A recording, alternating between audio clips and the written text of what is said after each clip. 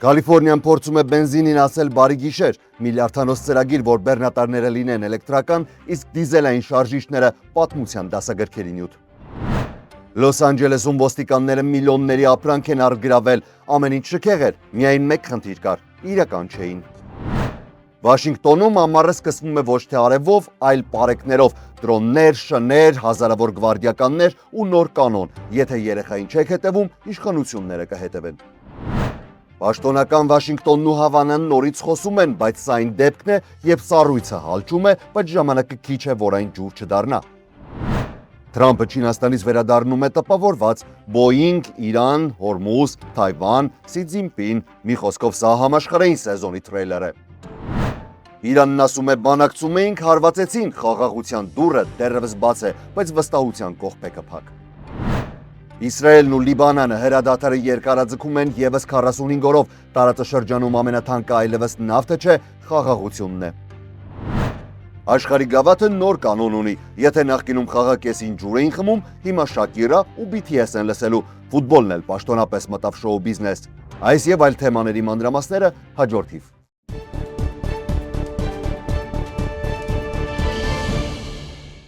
ԱՄՆ գլխավոր լուրերի ցուցադրման հովանավորն է Վիվալդի Քեթրինգը։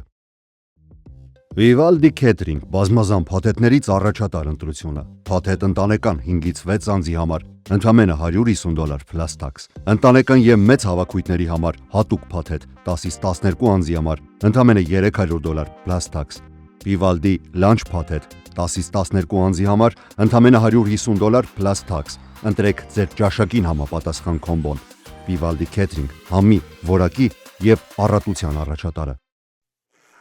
Արմեդիայի YouTube-յան ալիքում ԱՄՆ գլխավոր լուրերն են, ես Արություն Մինասյանն եմ, բարև ձեզ։ Մեր աշխատանքն է, որպեսզի ձեզ տեղեկացնենք Միացյալ Նահանգներում տեղի ունեցող կարևոր իրադարձությունների մասին։ Իսկ դուք մի մոռացեք բաժանորդագրվել ալիքին եւ լայքել, հավանելով հնարավորություն կտաք լինել ավելի հասարենի ու ավելի լայն լսարանի։ Կանխավ շնորհակալ եմ։ Առաջին լուրը բեռնափոխադրող ընկերություններին է վերաբերում։ Եթե ունեք այդպիսի ընկերություն, ապա վստահաբար այս նյութը ձեզ կօգնի։ Կալիֆոռնիայի նահանգապետ Գևին Նյուսոմի գրասենյակը նոր խոշոր պետական ծրագրի մեկնարկի մասին է հայտարարել, որի նպատակն է արագացնել էլեկտրական բեռնատարների եւ առևտրային էլեկտրոմոբիլների տարածումը ամբողջ նահանգում։ Այն նախատեսում է ֆինանսական աջակցություն տրամադրել ընկերություններին կամ բեռնափոխադրող կազմակերպություններին, որոնք ցանկանում են գնել էլեկտրական բեռնատարներ կամ առևտրային նշանակության այլ էլեկտրական մեքենաներ։ Ծրագրի համար հասանելի կլինի $250 միլիոն, իսկ մինչև 2030 թվականը ընդհանուր ֆինանսավորումը կարող է անցնել $1 միլիարդ։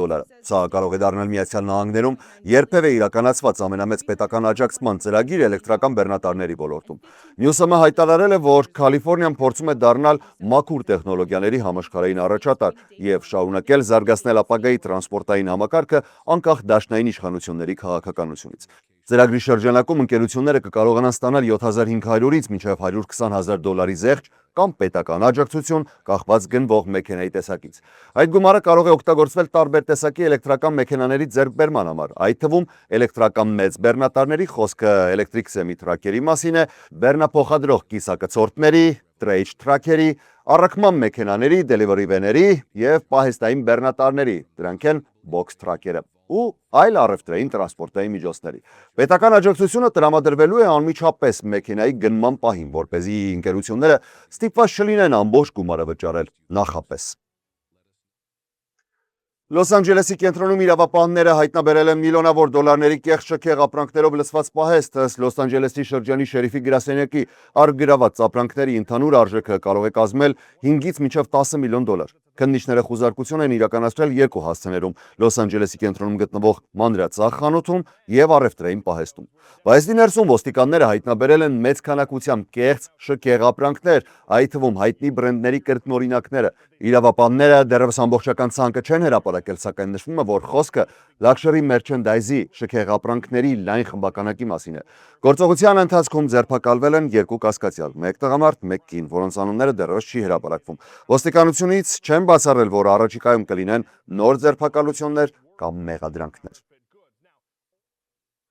Մայրաքաղաք Վաշինգտոնում մեկնարկում է անվտանգության միջոցառումների նոր փուլ երկրի անկախության 250-ամյակին նվիրված ամառային միջոցառումներից առաջ։ Միացյալ Նահանգների Կոլումբիայի շրջանի դատախազ Ջանին Պիրոն իրավապահ կառույցների ղեկավարները ներկայացրել են այսպես կոչված ամառային ծրագիրը, որի նպատակը հանցավորության նվազեցումն ու մայրաքաղաքում անվտանգության ուժեղացումն է։ Պաշտոնյաների խոսքով ամառվա ընթացքում քաղաքի տարբեր հատվածներում կավելացվեն տեսանելի պարեկային խմբեր, փողոցներում կհայտնվեն ավելի շատ իրավապահներ, ինչպես նաև կօգտագործվեն անօդաչու սարքեր, ուղղաթիռներ, ծառայողական շներ եւ այլ տեխնիկական միջոցներ։ Նրանց հայտարարությամբ նպատակը հանցավորության դեմ ճնշումն ուժեղացնելն է։ Իրավապահները նշում են, որ վերջին ամիսներին իրականացված համատեղ գործողությունների արդյունքում արդեն գրանցվել է մոտ 13,000 ձերբակալություն։ Նրանց տվյալներով հանցագործությունները զգալի նվազել են։ Սպանությունները գրեթե 50%-ով, կողոպուտները գրեթե 42%-ով, իսկ մեքենաների առևանգումները մոտ 60%-ով։ Բյուրոն հայտարարել է, որ իր գրասենյակը մեկ տարվա ընթացքում ապահովել է ավելի քան 7000 դատավճիռ։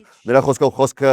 ոչ միայն ձերբակալությունների մասին է, այլ նաև դատարաններում գործերի ավարտին հասցնելու մասին։ Դեռահասների մասնակցությամբ զանգվածային հավաքներին անդրադառնալով Բյուրոն հայտարարել է, որ այսուհետև իշխանությունները պատրաստվում են ավելի խիստ մոտեցում կիրառել ոչ միայն անչափահասների, այլ նաև նրանց ծնողների նկատմամբ։ Նրա խոսքով, եթե ապացույցներ լինեն, որ ծնողները տեղյակ էին կամ պետք է տեղյակ լինեին իրենց երեխաների մասնակցության մասին, կարող են ենթարկվել պատասխանատվության։ Դատախազը նշել է, որ հնարավոր են տուգանքներ, պարտադիր դասընթացներ, ընտանեկան խորհրդատվություն եւ որոշ դեպքերում նույնիսկ ազատազրկում։ Ըստ ներկայացված տվյալների լրացուցիչ 1500 գվարդիական է պահանջվելու, ինչը ընդհանուր թիվը կարող է հասցնել 5000-ի։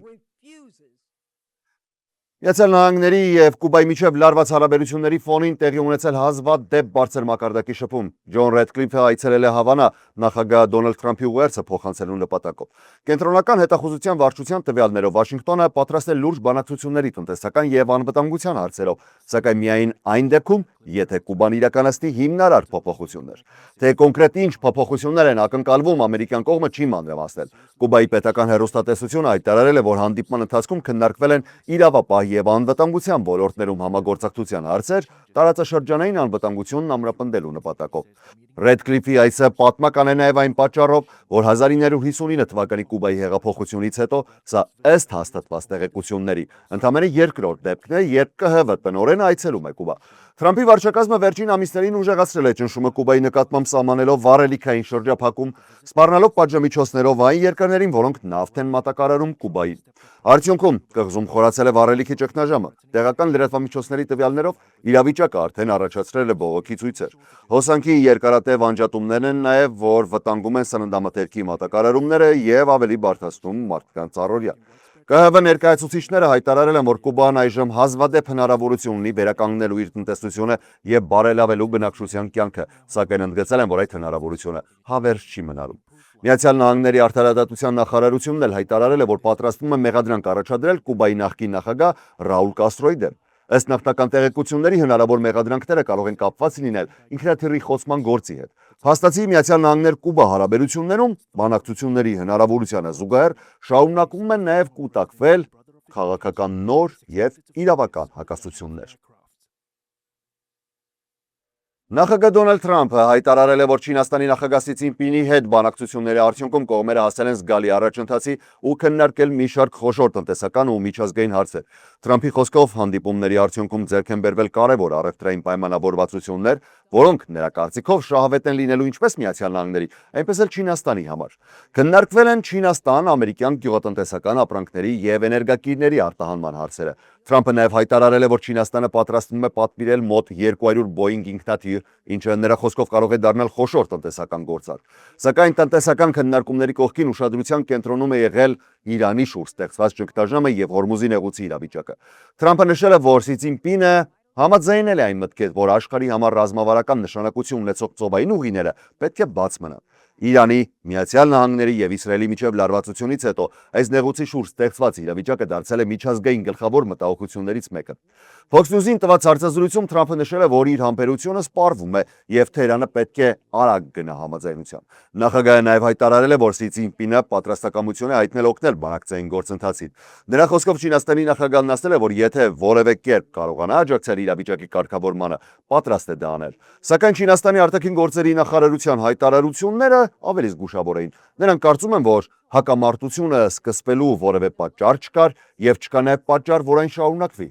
Մինչդեռ իրավիճակը Մերձավոր Արևելքում շարունակում է սրվել, վերջին տվյալներով Օմանի ափերի մոտ խորտակվել է հնդկական բեռնանավ, որը նախնական տեղեկություններով կարող էր հարվածի ենթարկված լինել հրթիռի կամ մանոթաչու սարքի կողմից։ Բացի այդ, բրիտանական ծովային անվտանգության ծառայությունը հայտնել է, որ Արաբական Միացյալ Էմիրությունների մերձակայքում նավերից մեկը հնարավոր է հայտնվել է իրանական ուժերի վերահսկողության տակ։ Արդեն Միացյալ Նահանգները վերադարձի ճանապարհին նախագահ Թրամփը Air Force One-ում խոսել է Միացյալ Նահանգներ-Չինաստան հարաբերությունների, Իրանի, Թայվանի, Ուկրաինայի արհեստական բանականության եւ մի շարք միջազգային հարցերի մասին։ Հայտարարելով, որ նախագահ Սի Ցինպինի հետ հանդիպումը եղել է պատմական եւ արդյունավետ։ Նրա խոսքով 200 Boeing ինքնաթիռը հետագայում կարող է հասնել մինչև 750-ի։ Նա նաեւ նշել է, որ գործարքներում ներգրաված է լինելու նաեւ General Electric-ը ավիաշարժիչների մատակարարման հարցում։ Իրանի վերաբերյալ Թրամփը հիշեցրել է, որ մերժել են նրանց կողմից ներկայացված վերջին առաջարկը ու պնդել, որ Սի Ցինպինը նույնպես դեմ է Իրանի միջուկային զենք ունենալու։ Թայվանի հարցին անդրադառնալով նա նշել է, որ Սի Ցինպինը շատ հստակ արտահայտել է իր դիրքորոշումը եւ դեմ է Թայվանի անկախության շարժմանը։ Բանակցությունների շրջանակում Թրամփը նշել է, որ որևէ հստակ խոստում չի տվել եւ ապագայում ինքն է որոշելու, ինչ քաղաքականություն վարի Թայվանին զենք վաճառքի հարցում։ Նա նաև խուսափել է պատասխանել այն հարցին, թե արդյոք Միացյալ Նահանգները ռազմական ճանապարհով կպաշտպանի Թայվանը հնարավոր հակամարտության դեպքում, ասելով, որ այդ հարցի պատասխանը գիտի միայն ինքը։ Նա նաև հայտարարել է, որ Ուկրաինայի հարցը նույնպես քննարկվել է Չինաստանի նախագահի հետ։ Թրամփի խոսքով երկու կողմերն էլ ցանկանում են տեսնել պատերազմի ավարտը, սակայն իրավիճակը շարունակում է մնալ բարդ։ Ճեպազդրույցի ավարտին Թրամփը նշել է, որ առաջիկա ամիսներին նախատեսվում են նոր հանդիպումներ Միացյալ Նահանգների եւ Չինաստանի միջև, այդ թվում G20-ի շրջանակում եւ Սպիտակ տանը, ինչը նրա խոսքով կարող է ավելի խորացնել երկու երկրների հարաբերությունները։ Իրանի արտաքին գործերի նախարար Աբբաս Արաղչին Հնդկաստանում կայացած ասուլիսի ընթացքում հիմնական ուշադրությունը կենտրոնացրել է Միացյալ Նահանգներ-Իրան հարաբերությունների, պատերազմի հետևանքների ու բանակցությունների ապագայի վրա։ Արաղչին հայտարարել է, որ Իրանը դարձել է Միացյալ Նահանգների եւ Իսրայելի չհրահրված ագրեսիայի զոհ։ Նրա խոսքով ամենածանր հարվածներից մեկը եղել է այն, որ ռազմական գործողությունները սկսվել են բանակցային գործընթացին զուգընթաց։ Նա պնդել է, որ սա երկրորդ դեպքն է, երբ Իրանը բանակցությունների մեջ էր Միացյալ Նահանգների հետ ու հենց դիվանագիտական գործընթացի ընթացքում հարձակում է տեղի ունենում Իրանի վրա։ Նրա խոսքով ներկայումս հրադադար կա, սակայն այն շատ անկայուն է։ Միաժամանակ Թեհրանը պատրաստ է պահպանել այն, հնարավորություն տալու համար դիվանագիտական լուծման որոնմանը։ Արաղչին ընդգծել է, որ Իրանի շուրջ որևէ ռազմական լուծում գոյություն չունի։ Արաղչին հիշեցրել է նաև 2015 թվականի միջուկային համաձայնագիրը, նշելով, որ Իրանը կատարել էր իր բոլոր պարտավորությունները, սակայն հետագայում Թրամփի առաջին վարչակազմը դուրս եկավ համաձայնագրից։ Նա նշել է, որ դրանից հետո եւս մի քանի անգամ սկսվել են նոր բանակցություններ, սակայն ըստ իրանական կողմի դրանք կրկին ընդհանրվել են ռազմական գործողություններով։ Ասուլիսի ընթացքում լրագրողները հարցրել են նաև նախագահ Դոնալդ Թրամփի եւ Չինաստանի նախագահ Սի Ցինպինի վերջին հայտարարությունների մասին, ըստ որոնց Իրանը միջուկային զենք չի կարող ունենալ եւ Հորմուզի նեղուցը պետք է բաց մնա։ Արաղչին պատասխանել է, որ Իրանը երբեք միջուկային զենք չի ցանկացել եւ ծրագիրը խաղաղ բնույթ ունի։ Նա նաև հայտարարել է, որ Իրանը ցանկանում է տեսնել Հորմուզի նեղուցի լիարժեք վերաբացումը եւ անվտանգ նավարկությունը, սակայն միաժամանակ ընդգծել է, որ Միացյալ Նահանգների գործողությունների հետևանքով տարածաշրջանում անվտանգային իրավիճակը փոխվել է եւ որոշ նավեր ստիպված են համակարգել իրենց անցումը իրանական զինված ուժերի հետ։ Այսօր Միացյալ Նահանգների միջնորդությամբ Վաշինգտոնում կայացած երկօրյա բարձր մակարդակի բանակցություններից հետո Իսրայելն ու Լիբանանը համաձայնության են եկել եւս 45 օրով երկարաձգել գործող հրադադարը։ Միացյալ Նահանգների պետդեպարտամենտի տվյալներով ապրիլի 16-ից գործող ռազմական գործողությունների դադարեցման ռեժիմի երկարաձգումը լրացուցիչ ժամանակ կտա կողմերին շարունակելու քաղաքական եւ անվտանգության ոլորտների քննարկումները։ Նախանշվել է բանակցությունների հաջորդ փուլերը։ Հունիսի 2-ին եւ 3-ին տեղի կունենան քաղաքական քննարկումներ, իսկ մայիսի 29-ին Պենտագոնում մեկնարկելու են անվտանգության թեմայով առանձին բանակցություններ երկու երկրների ռազմական ներկայացուցիչների մասնակցությամբ։ Միացյալ Նահանգներում Իսրայելի դեսպան Եղիել Լայթերը հայտարարել է, որ քննարկումները եղել են բաց եւ կառուցողական։ Նրա խոսքով կողմերը քննարկել են թե քաղաքական, թե անվտանգության հարցեր եւ չնայած դեռևս կան բազմաթիվ խնդիրներ, երկխոսության շարունակման դեպքում առաջընթացի հնարավորություն կա։ Միացյալ Նահանգների պաշտոնյաները հայտարարել են, որ Վաշինգտոնը շարունակելու է աջակցել երկխոսությանը, նպատակ ունենալով ստեղծել երկարաժամկետ անվտանգության համակարգ, որը կնվազեցնի բռնությունը եւ կպաշտպանի սահմանի երկու կողմում ապրող խաղաղ բնակիչներին։